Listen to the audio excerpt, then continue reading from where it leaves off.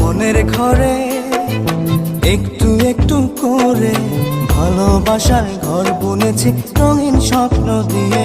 আমার মনের ঘরে